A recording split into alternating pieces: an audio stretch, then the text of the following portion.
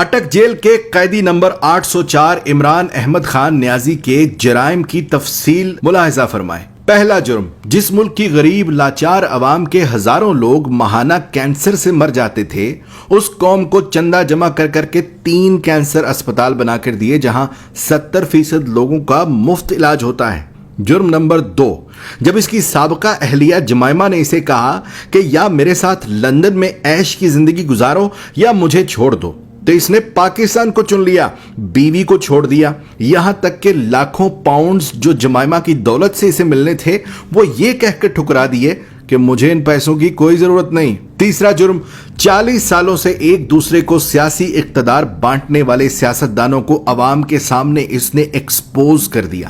بچے کو سمجھ آ گئی کہ یہ لوگ عوام کو بے وقوف بنا کر باریاں لیتے رہے اور ملک کو تباہ و برباد کر دیا، اور جب اسے بار بار کہا گیا کہ تم بھی آؤ اسی نظام کا حصہ بن جاؤ، آؤ تیسری باری لیتے رہو، تو اس نے کھل کر انکار کر دیا کہ اس ملک و قوم کو لوٹنے والوں کے ساتھ اتحاد نہیں کروں گا۔ چوتھا جرم، اس نے اپنے اقتدار کے دوران مسلم دنیا کو اکٹھا کرنے کی جسارت کی، حرمت رسول صلی اللہ علیہ وآلہ وسلم کا مقدمہ عالمی برادری کے سامنے رکھ دیا اور دنیا کو مجبور کر دیا کہ وہ ہمارے نبی پاک صلی اللہ علیہ وآلہ وسلم کی شان میں گستاخی کرنے والوں کو پاگل قرار دیں، اور اس کی تو قرارداد بھی پاس کروا لی۔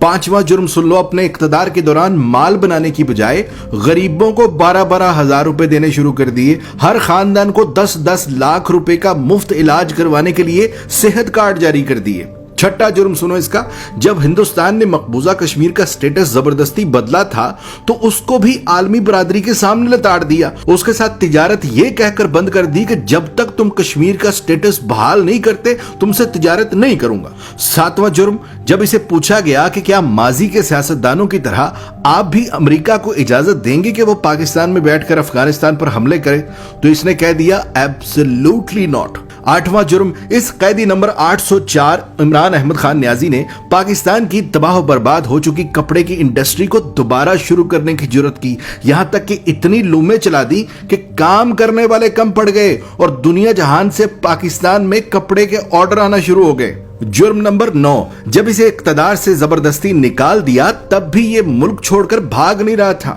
حالانکہ بار بار کہا گیا کہ چلے جاؤ یہاں سے ورنہ انجام برا ہوگا، مگر اس نے کہا کہ کوئی اپنا گھر بھی چھوڑ کر کہیں جاتا ہے اور پاکستان کو ہی اپنا جینا مرنا سمجھ لیا۔ 10واں جرم، جب اسے کہا گیا کہ باقی سیاستدانوں کی طرح تم بھی مغرب کو زمینی خدا مان لو، جان چھڑا لو اور ان کے آگے سر جھکا لو، تو اس نے نہ صرف خود انکار کر دیا بلکہ اپنی قوم کو بھی یہی سکھانے لگا کہ جھکنا صرف رب کے آگے ہے، کسی انسان کے آگے نہیں جھکنا۔ جرم نمبر 11، جہاں نئے سینما گھروں کی ضرورت تھی وہاں اس نے رحمت للعالمین اکیڈمی بنا دی، جہاں اسکولوں میں ڈانس ٹیچر، میوزک ٹیچر بھرتی کرنے تھے وہاں اس نے اسکولوں میں یکساں نصاب اور قرآن و حدیث کی کتابیں لازمی قرار دے دی۔ 12واں جرم سنو، اس نے غریب اور امیر کے لیے ایک جیسا انصاف مانگنا شروع کر دیا، کہنے لگا غریب کا بھی اتنا ہی حق ہے جتنا امیر کا ہے۔ جرم نمبر 13، PIA کا جو امریکہ میں روز ویلٹ ہوٹل ہم نے اب گروی رکھا ہے، یہ اسے 2 سال پہلے آزاد کروا کے قومی اثاثوں میں شمار کر رہا تھا۔ 14واں جرم سنو،